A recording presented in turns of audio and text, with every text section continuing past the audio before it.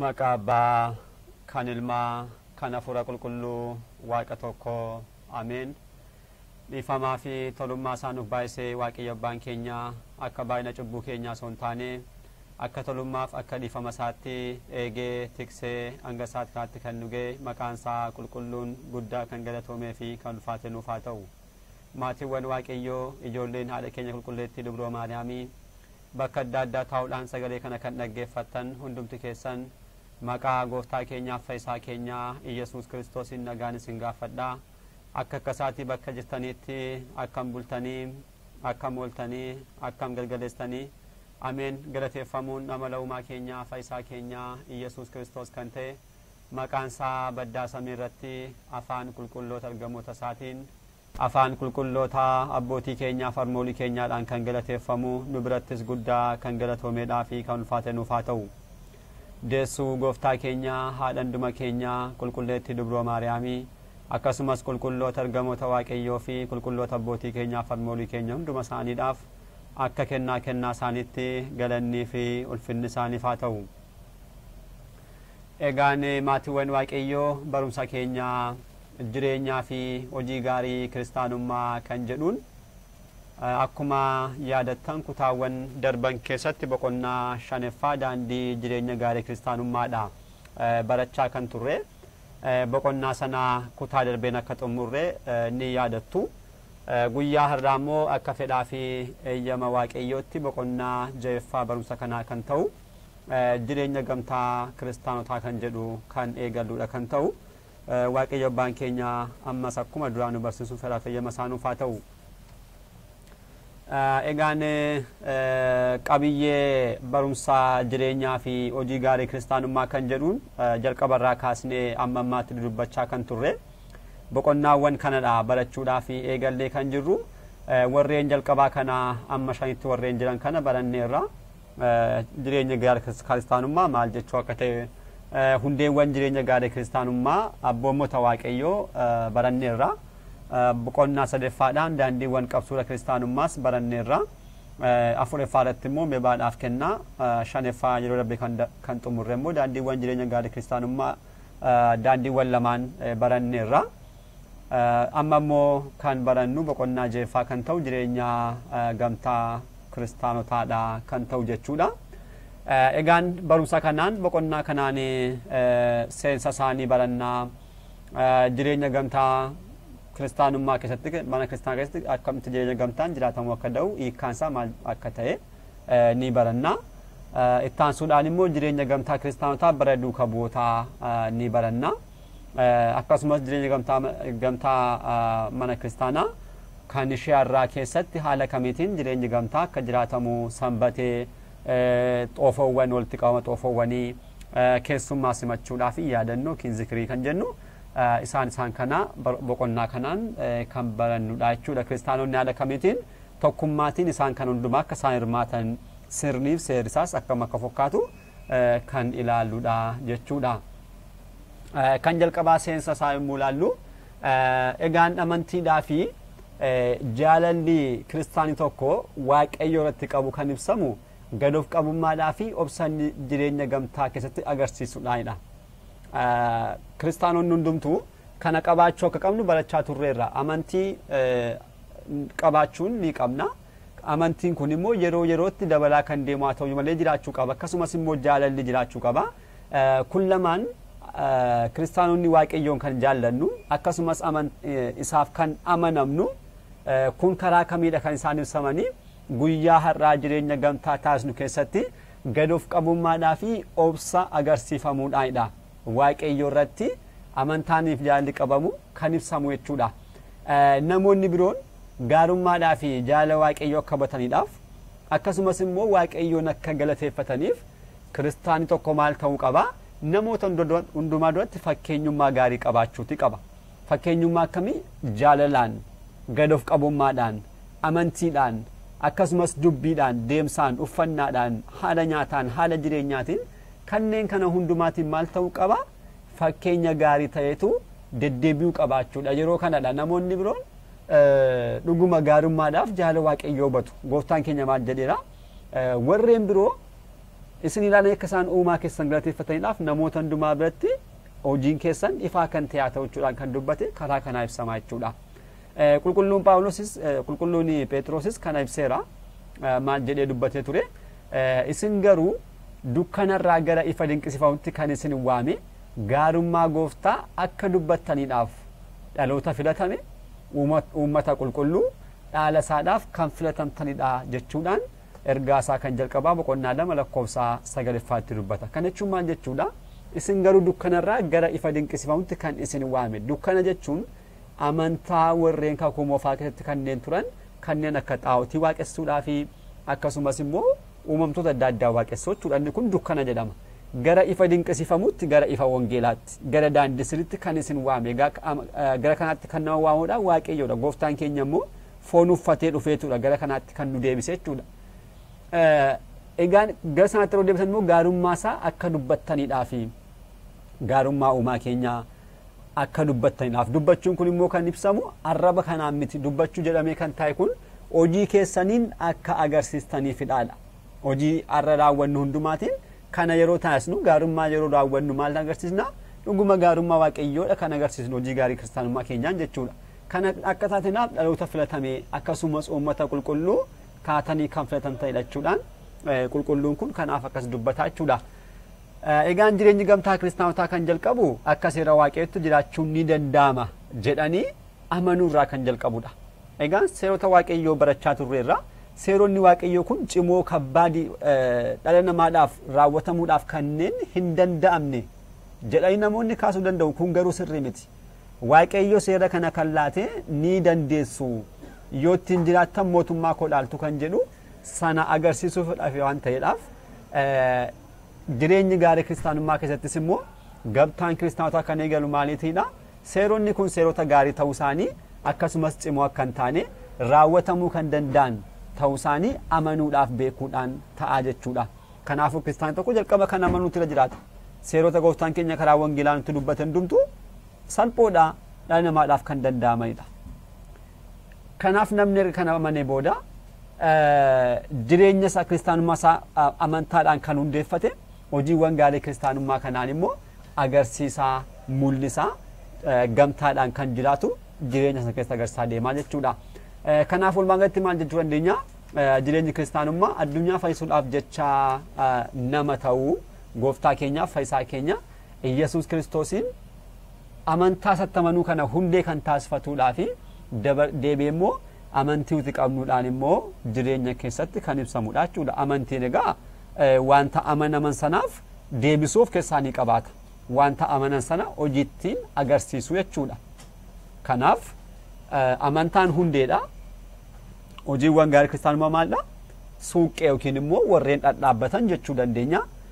Isaan kun lamaan tokko ta'uudhaan mana gaarii ijaaru. Akkuma kanaa kiristaanni tokkos immoo hundee isaa amantaa irratti ergaa dhaabachiifatee booda hojiiwwan gaarii kiristaanummaa kana yeroo raawwatu immoo maal ta'a? Gara qajeelummaatti gara qulqullummaatti kan ittiin deemamudha jechuudha.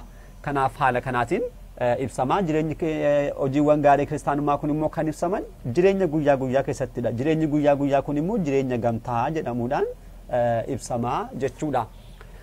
Egaan jireenyi gamtaa mana kiristaanaa keessatti maal fakkaachuu qaba maalidha kan jedhu haa ilaallu. Jireenya gamtaa yeroo jennu maal jechuu keenyadha kan jedhu jireenya gamtaa kiristaanotaa yeroo jennu jireenya maatiiwwanii kiristoositti warreen amanan wal gargaaruudhaan tokkummaadhaan wajjirraan jiraatan jechuudha. Namoonni kiristoositti amanan amantaa tokko qabu, abbaa tokko qabu, ilaalchi isaanii akkasumadha waan ta'eedhaaf jireenyi isaan wajjirraan tokkummaadhaan jiraatan jireenya gamtaa mana kiristaanaa jedhamuudhaan beekama. Kana jechuun garuu kiristaanonni amanan kiristaana qofa wajjirraan jireenya jiraachuu qabu jechuu keenya miti. Inni kun kiristaanonni kan amma barachaa jirru mana kiristaanaa keessattidha. Warreen nu fakkaatan wajjirraan haala kamiitiin wajjirraan jiraachuu akka qabnu jechuudha. Kanarraa addatti garuu kiristaanni kan jiraatu addunyaa irra jirrutti namoota baay'ee wajjirraan wanta jiraannuuf inni kun warreen biroo duukaa haala kamiin jiraatamu akka danda'u gara fuulduraatti kan itti deebinu yoo ta'uyyuu jireenya gamtaa kiristaanotaa jennu garuu kan kiristaanonni wajjiraan baratan kan ilaalaa jirrudha. Akkas gaafa jennu garuu kiristaanni tokko kiristaana qofa wajjiraan jiraachuu qaba jechuu keenya immoo akka hin taane hubachuu qabna jechuudha. jireenyi kun kiristaanonni hojiiwwan gaarii kiristaanummaa jireenya hafuurummaa isaanii kan guddisan akkasumas immoo gara qulqullummaatti kan isaan geessan wajjin ta'uun tokkummaadhaan kan isaan ittiin raawwatamanidha. Hojiiwwan gaarii kiristaanummaa egaa jireenya hafuurummaa namootaa kanneen guddisan baay'een ni jiru. Akkasumas immoo gara qulqullummaatti kan nama geessan ni jiru. Isaan kun hundumtuu kiristaanonni wajjirraan ta'uudhaan raawwachuu kanneen qabanidha. Kanaaf hojiiwwan akkasii kana tokko ta'uudhaan kiristaanonni jireenya isaaniittiin raawwatan kun jireenya gamtaa mana kiristaanaa jedhamuudhaan ni beekama jechuudha.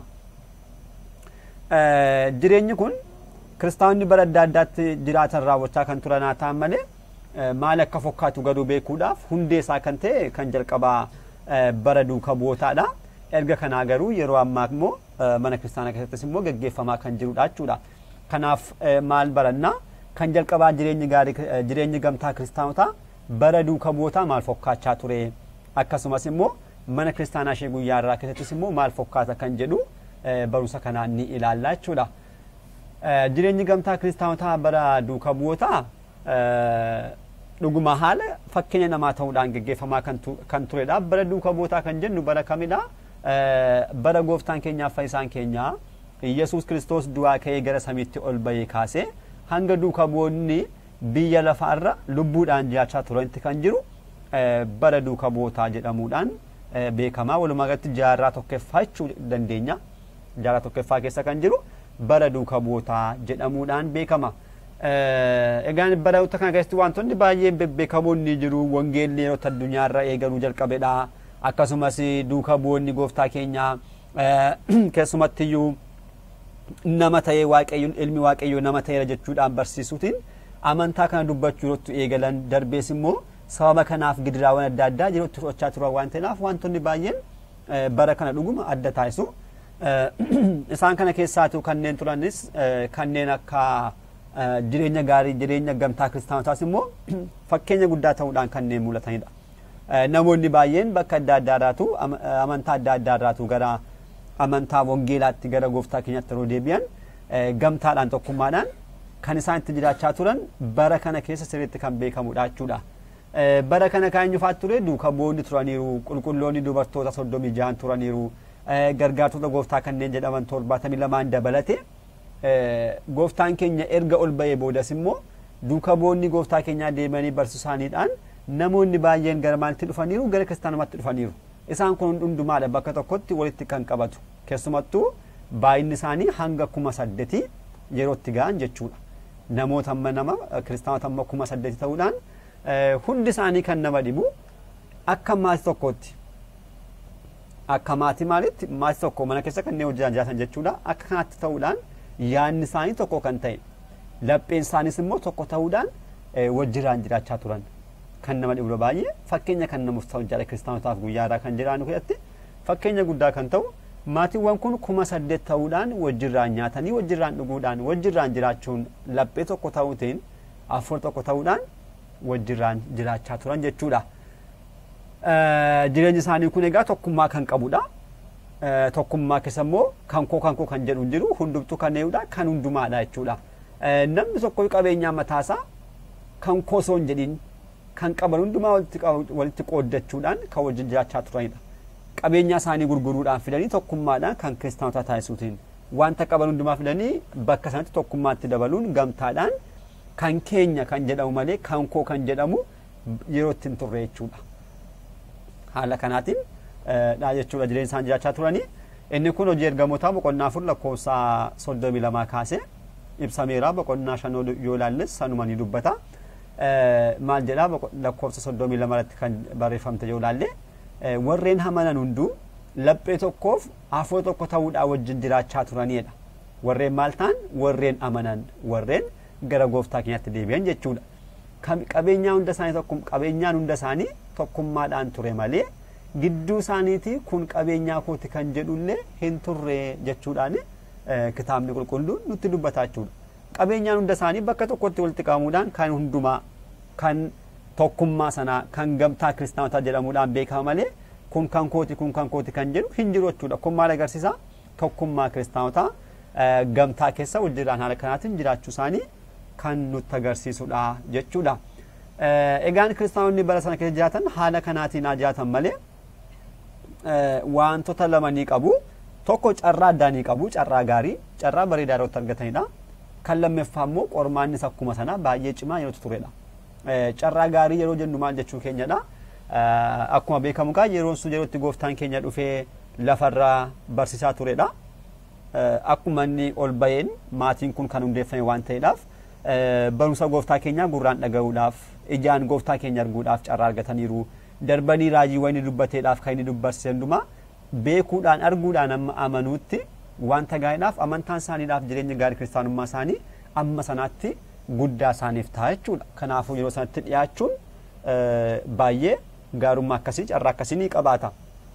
Namoonni baay'een innumtuu hin dhufne yeroo irraa fagaachaa deemu dhalannaa gooftaa keenya irraa ta'u barri fagaachaa gaafa deemu jechuudha. Kan akkas jedhamu ilmi waaqayyo kan jedhamu hin dhufne amma jedhamutti amma kaadamutti namoonni gaaniiru. Darbanii immoo kan inni fannifame addunyaan guutummaa yeroo sanatti kan beeku fannifamu isaa kan beekamu irraa fagaachaa gaafa deemu lakkiin fannifamne jechuudhaan namoonni kumaatamni baay'een guyyaarraa haala kanaatiin kan isaan amananna. Yeroo sana warreen turan garuu carraa akkasii kan argataniiru. Wanti dhoskamu hin jiru hundumtuu ifatti waan tureedhaaf sun arguudhaan amma danda'anitti deebi'anii immoo dhaga'uudhaaf ragaa fagoo kan hin barbaanne yeroo sana kanneen jiran naannoo sana namoonni hundumtuu wanta beekaniidhaaf sana argachuu danda'aniiru. Karaa biraa immoo akkuma kana qormaannis immoo baay'ee cimaa yoo turedha. Kan guyyaadhaa duukaa gaafa ilaalamu qormaanni yeroo sana baay'ee cimaadha. Diimokiraasii kan jedhamu namni wanta barbaade jiraachuu danda'a. Guyyaarraa akkasumasuma jedhamu wantoota tokko dhokatanii raawwataman malee yeroo sana garuu mootonni beeksisuudhaan wanta baay'ee kan raawwatamanidha, kan raawwachaa turanidha. Keessumattuu namoonni amantaa xaa'otii irraatu gara kiristaanummaatti yeroo dhufan karaa adda addaa dhiibbaan guddaa isaan gaggeeffamaa ture. Tokko jibbinsiif ari'annaan karaa obbolaawwan isaanii warreen amantaa xaa'otii keessa tafanii irratti gaggeeffamaa ture. Darbee immoo mootonni Roomaa yeroo sanaa kallattii seera baasuutiin namni kiristaana ta'e argame akka ajjeefamuudhaaf akka ari'atamuudhaaf seera akkasii wanta qabaniif kana keessa taa'anii jechaadha kiristaanummaa gaggeessaa kan isaan turani. Kanaaf ni ari'atamu, jibbinsanii qabu, yoo ajjeefamanii yoo namni isaan ajjeesse ittiin gaafatamu, ajjeesuun iyyuu akka gaarummaatti itti lakkaa'amaa turedha waan ta'eedhaaf gidiraan guddaan qormaanni guddaan yeroo sana gahaa turedha. Mana isaanii dhisanii magaalaa gadhiisuudhaan lagatti galuudhaan waashaa adda addaa keessatti jiraachaa turan. Dhumarrattis immoo akkuma beekamu hangafni diyaaqonotaa yeroo ajjeefame maatiiwwan 80,000 kun akka jiranitti maal ta'ani ni foffoca'an jechuudha. Foffoca'anii balleessuudhaaf kan dhufe itti caalchisuudhaan maal taasise warreen bakka foffoca'an hundumaatti deemanii hundumtuu maatii kiristaanaa gurguddaa uumanii obbolaawwan isaanii warreen amantaa xaa'otii keessaa fiduudhaan gara kanaatti dabaluutiin guguddisanii kana booda yaa balleessuudhaaf warreen yaadan karaa kanaa maal ta'e kiristaanummaadhaaf carraan danda'ayyuu uumame gamtaan kiristaanotaa bakka adda addaatti uumamuudhaan ammoo kan duraa caalaa bal'atee argamuu danda'eera jechuudha. Gidiraa akka kanaa argachaa turan isaan kun hundumtuu gidiraawwan kun hundumtuu baay'ee cimoo kan ta'an qormaata cimoo ture ta'us garuu kennaan waaqayyoo immoo isaaniif baay'ee waan tureedhaaf laphee tokko ta'anis immoo jiraachaa turaniiru jechuudha.